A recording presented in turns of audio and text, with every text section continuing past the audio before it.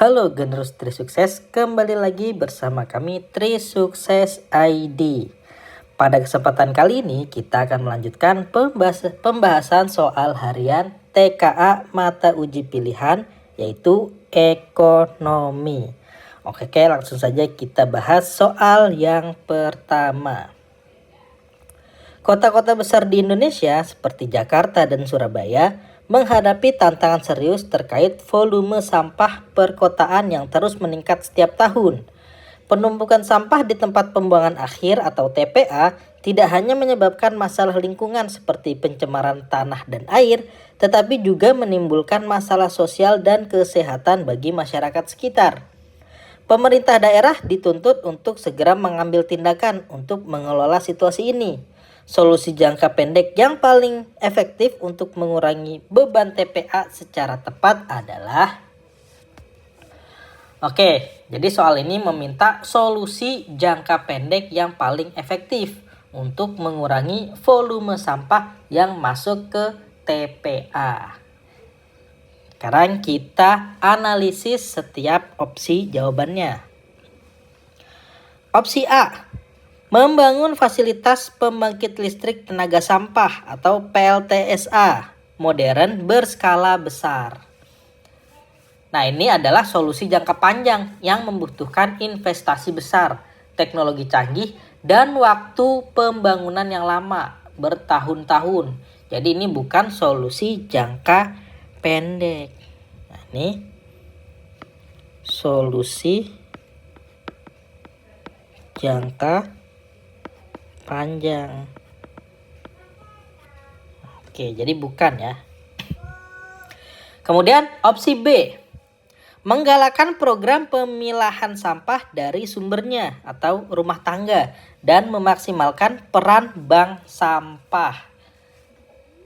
Nah, opsi B ini adalah solusi jangka pendek yang paling efektif karena dapat diimplementasikan dengan cepat di tingkat komunitas yaitu RT dan RW. Dengan memilah sampah organik, anorganik, dan residu, volume sampah yang berakhir di TPA dapat berkurang secara signifikan dan cepat. Jadi sampah anorganik yang memiliki nilai ekonomis bisa didaur ulang melalui bank sampah. Jawaban yang paling tepat adalah yang B. Kemudian kita cek yang opsi C. Memberlakukan kebijakan kantong plastik berbayar di semua pusat perbelanjaan dan toko retail. Nah, opsi C ini meskipun dapat mengurangi sampah plastik, dampaknya tidak cukup signifikan untuk mengurangi beban TPA secara keseluruhan dalam waktu singkat atau cepat. Karena sampah plastik hanyalah salah satu komponen dari total sampah perkotaan. Jadi ini kurang tepat. Kemudian opsi D, melakukan peremajaan dan perluasan area TPA yang sudah ada untuk menambah kapasitas tampung. Nah, ini bukan solusi untuk mengurangi sampah, melainkan hanya menunda masalah. Jadi perluasan lahan juga seringkali sulit dilakukan karena keterbatasan lahan dan potensi konflik sosial. Jadi D juga kurang tepat. Kemudian opsi yang E, mengadakan kampanye nasional tentang gaya hidup minim sampah atau zero waste di sekolah dan media massa. Nah, opsi E ini adalah strategi edukasi jangka panjang yang penting untuk mengubah perilaku masyarakat. Tapi hasilnya tidak bisa dirasakan secara instan atau dalam waktu singkat. Jadi E ini juga solusi jangka panjang.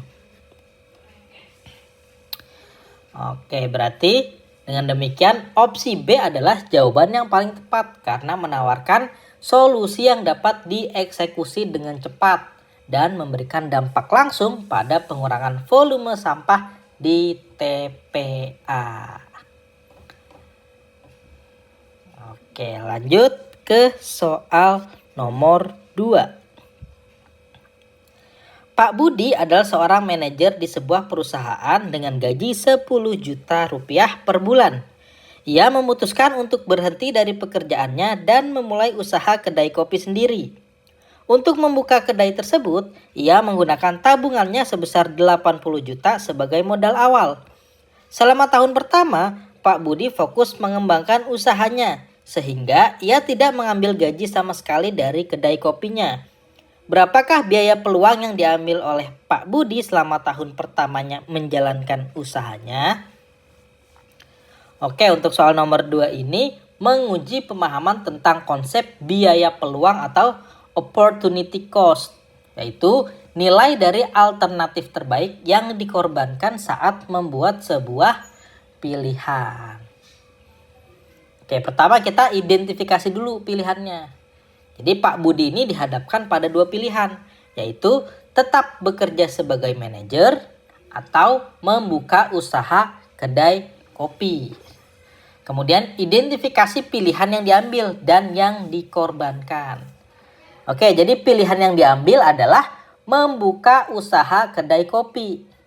Adapun alternatif terbaik yang dikorbankan adalah pekerjaannya sebagai manajer dengan gaji tetap.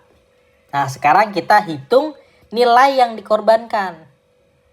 Jadi biaya peluang dihitung dari total pendapatan yang hilang dari pekerjaan lamanya selama periode waktu tertentu, yaitu 1 tahun. Oke, sekarang kita hitung gaji yang dikorbankan. Gaji yang dikorbankan per bulan, yaitu 10 juta. Oke, kemudian durasinya adalah selama 1 tahun. Berarti durasinya adalah 12 bulan. Kemudian kita hitung total biaya peluangnya. Total biaya peluang. Berarti gaji per bulan. Gaji per bulan dikali jumlah bulan. Jumlah bulan. Berarti hasilnya adalah gaji per bulannya 10 juta dikali 12 bulan sama dengan 120 juta. Maka jawaban yang paling tepat adalah yang C, 120 juta. Sekarang kita coba analisis pilihan jawaban yang lain. Opsi A, yaitu 10 juta. Ini adalah jawaban yang salah. Ini hanya gaji yang dikorbankan selama 1 bulan, bukan 1 tahun. Sekarang kita cek opsi yang B, 80 juta. Ini juga jawabannya salah. Ini adalah biaya eksplisit atau modal yang dikeluarkan, bukan biaya peluang. Nah, sedangkan biaya peluang adalah keuntungan yang hilang, bukan uang yang dikeluarkan. Kemudian opsi D, 200 juta juga salah. Ini adalah hasil penjumlahan biaya eksplisit atau modal dan biaya peluang, yaitu 80 juta ditambah 120 juta yang disebut sebagai biaya ekonomi, bukan murni biaya peluang. Oke, jadi jawaban yang tepat adalah C, 120 juta. Oke, lanjut kita ke soal nomor 3. Sebuah merek fashion mewah ternama, Itel, baru saja merilis tas tangan edisi terbatas dengan harga 50 juta per buah. Harga ini 30% lebih tinggi dari edisi terbatas yang mereka keluarkan tahun lalu. Anehnya, daftar tunggu untuk tas ini justru membludak dan produk tersebut habis terjual dalam hitungan jam. Di sisi lain, Sebuah merek pesaing yang memproduksi tas kulit dengan kualitas bahan yang hampir setara justru baru saja menurunkan harganya dari 20 juta menjadi 15 juta. Namun, penjualannya tidak mengalami peningkatan signifikan.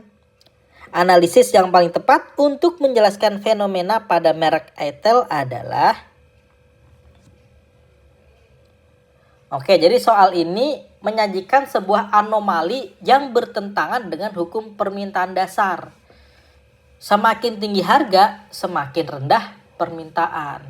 Nah, fenomena pada merek Eitel adalah contoh dari konsep barang mewah atau Veblen goods.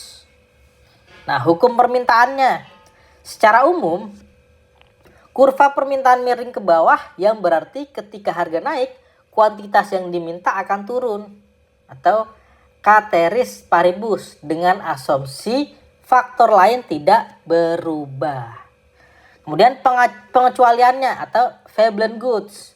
Untuk barang-barang tertentu yang bersifat sangat mewah dan eksklusif, kenaikan harga justru dapat meningkatkan permintaan.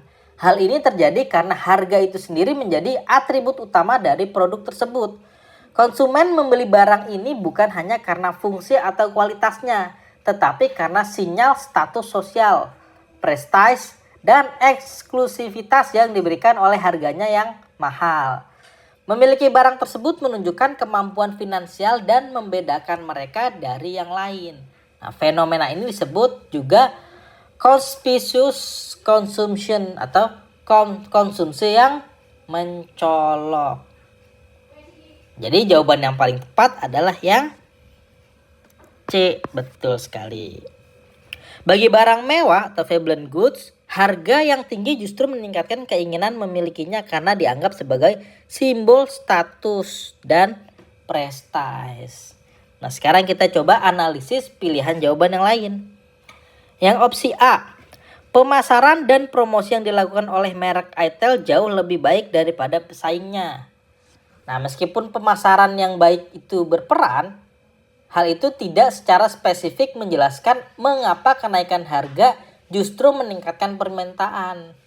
Pemasaran yang hebat untuk produk yang lebih murah seharusnya lebih berhasil jika mengikuti hukum permintaan standar.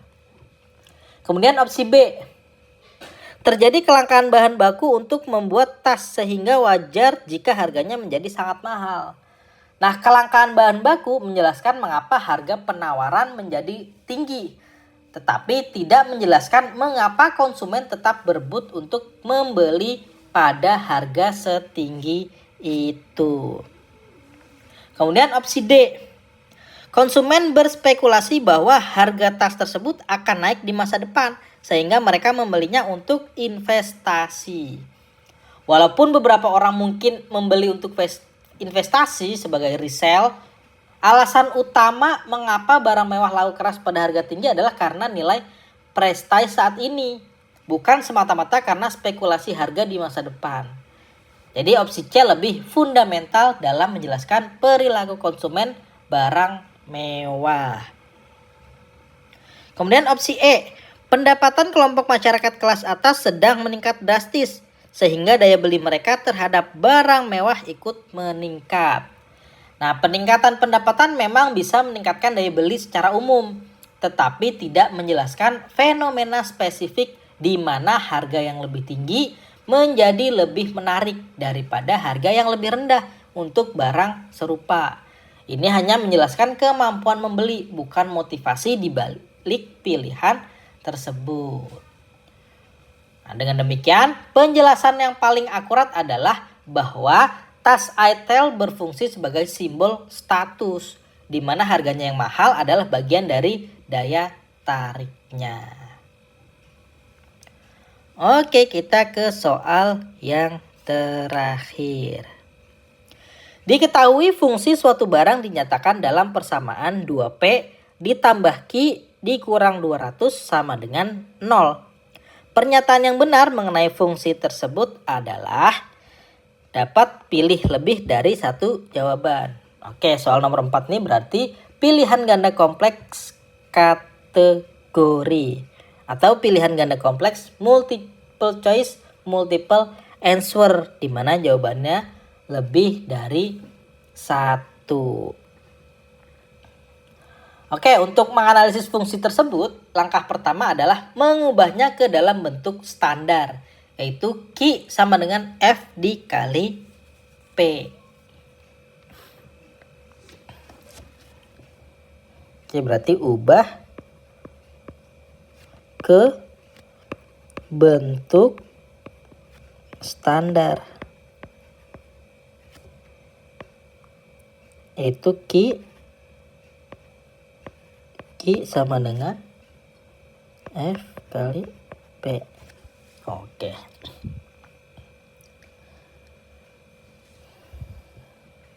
Dua P ditambah Q dikurang 200 sama dengan 0.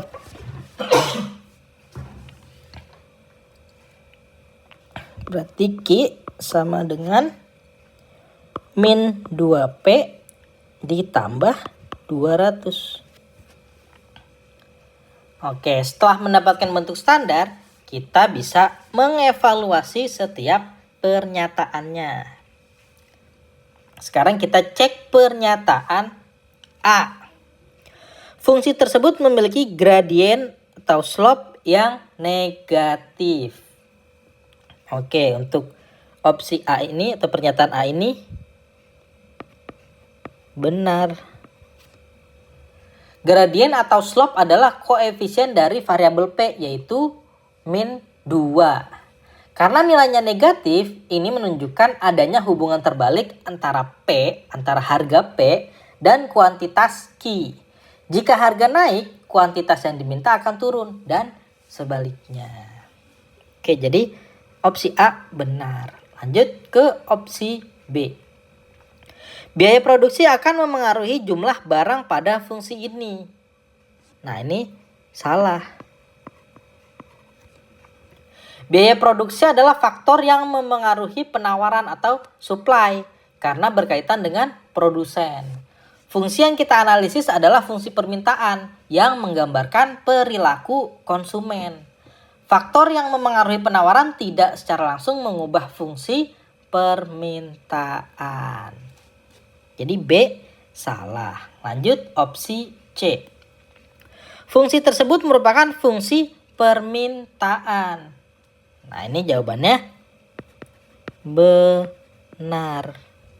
Sesuai dengan hukum permintaan, fungsi permintaan selalu memiliki hubungan yang terbalik atau gradien negatif antara harga dan kuantitas.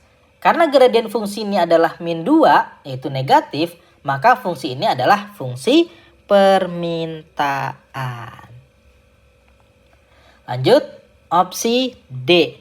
Perubahan pendapatan konsumen dapat menggeser kurva fungsi ini. Nah, opsi D juga benar. Fungsi permintaan dipengaruhi oleh beberapa faktor selain harga barang itu sendiri atau ceteris paribus. Salah satunya adalah pendapatan konsumen. Jika pendapatan konsumen naik, mereka mungkin akan meminta lebih banyak barang pada harga yang sama, sehingga menggeser kurva permintaan ke kanan. Sebaliknya, jika pendapatan turun, kurva bisa bergeser ke kiri. Oke, jadi untuk soal ini jawaban yang benar adalah A, C, dan D.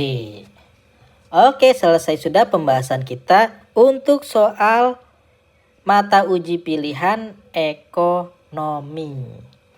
Jangan lupa teman-teman untuk subscribe YouTube kita di Trisukses ID untuk mendapatkan pembahasan-pembahasan soal lainnya.